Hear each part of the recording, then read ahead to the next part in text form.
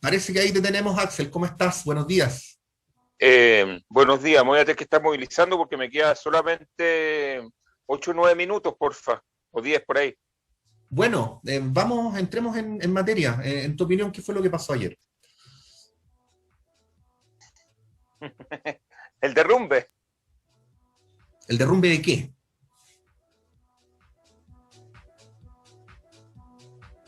Tienes tu micrófono en silencio, Axel. Bueno, ya. Son las 8:21. Continuamos con Radio Análisis. Definitivamente no vamos a poder hacer la entrevista con Axel Callis, pero la vamos a retomar en algún momento porque obviamente nos interesa muchísimo su punto de vista. Continuamos con Radio Análisis en esta ¿Me mañana de estás viernes. escuchando o no? Axel, sí, te estamos ¿Me estás escuchando. ¿Tú nos escuchando? escuchas a nosotros? Sí, perfecto. Ya, ya. Intentémoslo por ¿Y última ahí me vez. escuchan o no? Sí, te escuchamos perfecto. Yo te decía, ¿el derrumbe de qué? ¿Qué es lo que se derrumbó anoche?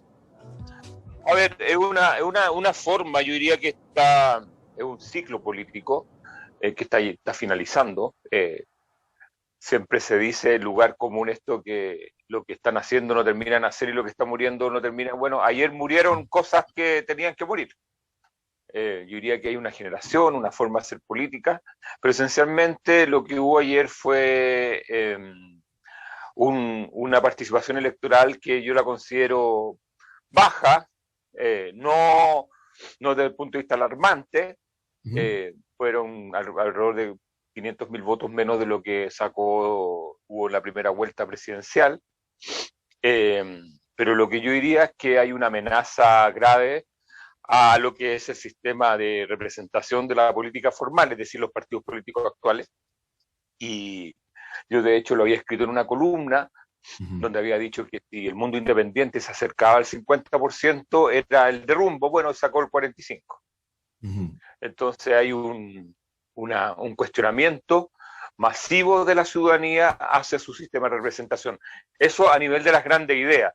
Y después viene, y eso se expresa en la numerosa votación que obtuvieron los independientes, y me refiero a que no solamente los independientes, sino que los independientes en forma ordenada, porque no, Ujú. sé, no es que hubo una dispersión muy grande, sino que entendieron el electorado, gran parte de ellos, que había que votar por listas de independientes, y no por independientes guachos, perdón la expresión, o sueltos.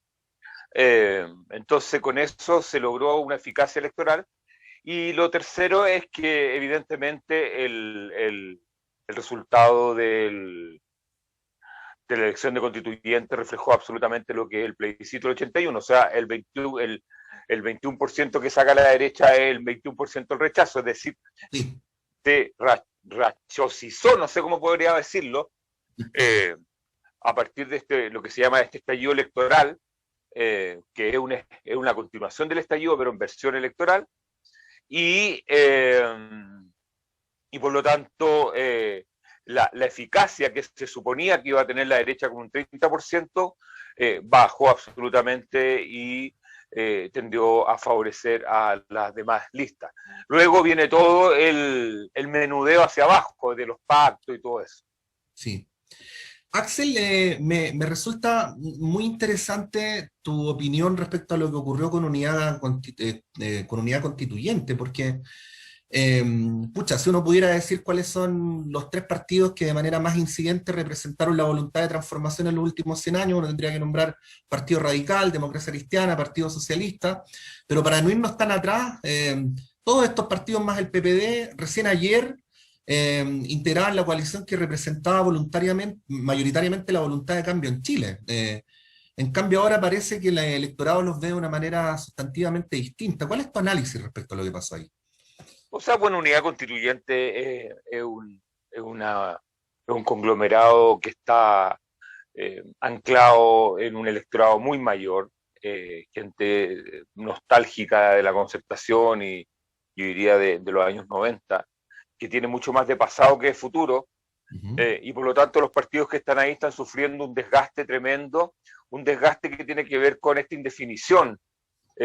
Cuando un país está tomando decisiones, aparece este conglomerado que coquetea con los dos mundos, con el de la derecha y el de la izquierda, pero yo diría que está pagando el costo de tener una generación, esto, a ver, en términos concretos, los rostros que han logrado generar unidad constituyente son gastados, no hay mucho rostro joven, si se puede decir. La mayoría de los rostros jóvenes están ingresando a otros partidos o a otros movimientos sociales, es decir, están haciendo política de otra forma. Y lo que hubo ayer fue una manifestación explícita, sobre todo hacia la democracia cristiana, que, insisto, acá tenemos que aprender a leer la encuesta. Por ejemplo, la encuesta CEP decía que todo el mundo era moderado. Eso no es así. Y por lo tanto que la DC iba a sacar una gran votación. La DC está en el suelo. No tiene ningún gobernador electo ahora. Ha perdido importantes municipios. En términos de concejales está muy menguado también. Entonces, y el PPD también. Entonces yo diría que de todos estos partidos que están en unidad constituyente, el PS es el que queda medianamente parado, esencialmente por la elección de constituyentes, muchos de ellos independientes del partido, y logra de una u otra forma unas 2 o 3 alcaldías de comunas medianas, por lo tanto ahí puede parar algún tipo de continuidad. Y el Partido Radical un poco en lo de siempre.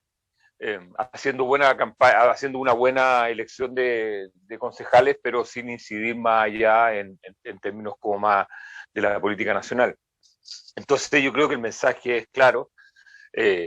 Los liderazgos que está mostrando Unidad Constituyente son liderazgos gastados, son liderazgos muy que no tienen que ver con estos tiempos, y yo diría que muy indefinidos todavía para la opinión pública. Axel, me atrevo a decir que este es el órgano representativo más diverso de la historia de Chile. Me atrevo a decirlo. Y me pregunto, ¿qué pasará con un órgano como este? ¿Cuáles van a ser las consecuencias que va a producir, incluso más allá de la redacción de la Constitución? En un país donde durante mucho tiempo la palabra gobernabilidad, que tenía que ver con los grandes consensos, se erigió al nivel más alto de lo que era deseable en política. ¿Qué podríamos decir sobre esto? Que incluso yo me atrevería a decir que es como una suerte de choque cultural, ¿no? Yo, la verdad es que creo que no hay mejor gobernabilidad que la verdad. Y lo que sucedió hoy día, o ayer, yo todavía estoy viviendo el domingo, sí. Es que se sinceró Chile. O sea, lo que tenemos hoy, este órgano representa mucho más a Chile de lo que teníamos antes, al Chile actual, al Chile post-estallido. Es decir, tenemos un órgano que se parece mucho más a la nación, y yo creo que eso es muy sano. Por lo tanto, porque sabes tú con qué es lo que son tus puntos fuertes, tus puntos débiles. Y por otra parte, yo diría que este órgano que va a empezar a funcionar, yo creo que en 1 mes y medio más, 2 meses, va a generar una convivencia distinta. No sé si me explico. Va a generar un otro ser, porque las personas cuando se empiezan a conocer, aparecen otros liderazgos, estos paritarios, hay pueblo originario. Entonces, esta mezcla va a ser muy enriquecedora, y no es que van a existir los 2 tercios. Yo creo que van a haber personas que van a apoyar una cosa, otros que van a apoyar, y se van a diluir esta idea de que van a estar parametrados los derechistas y moderados versus los izquierdistas. Yo creo que los pueblos originarios, que son tratados como si fueran todos iguales, y no se dan cuenta que son 10 naciones que son absolutamente distintas. Incluso entre los 7 mapuches que están ahí, hay algunos que tienen posiciones bastante diferentes con respecto a muchas cosas. Va a haber disenso. Creo que el mundo independiente no es una sola cosa. Muchos de ellos tienen experiencia política, por lo tanto, yo espero lo mejor de esa mezcla virtuosa y que se parece mucho a Chile. Tal cual. Sabemos que Axel Callice tiene otros compromisos, así que vamos a hacer una segunda parte. Axel, por de pronto te agradecemos por esta conversación, que estés muy bien. Y perdonen por los problemas técnicos, pero es súper difícil hilar idea cuando uno se escucha reiteradamente. Ahora estamos impeque, y me comprometo a que en medida que pueda ver más los números, porque De hecho, lo he estado viendo toda la noche y todavía como que no los tengo asentados como para elaborar alguna hipótesis que sean como más significativas. Lo único que te quería agregar, Sí, perdona, al final, es que la composición de la gente que votó ayer, aparentemente, es más, entre comillas, informada o más politizada que lo que ha votado en otras elecciones. Y por lo tanto yo creo que se restó un segmento importante de personas que vieron esta elección como algo más complejo, como que algo que había que tomar una decisión como más de fondo. Por lo tanto, yo diría que esa composición de personas que votó ayer es un electorado distinto, no es el electorado que votó por Piñera en términos como la segunda vuelta, y tampoco es el electorado, hay muchos electorados que votó por el plebiscito, porque era un voto simple, era sí o no, o rechazo o aprueba.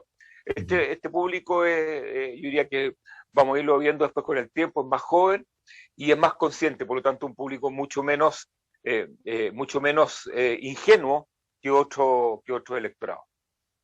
Axel Callis, que tengas un buen día y nos reencontramos pronto. Bueno, chao, gracias.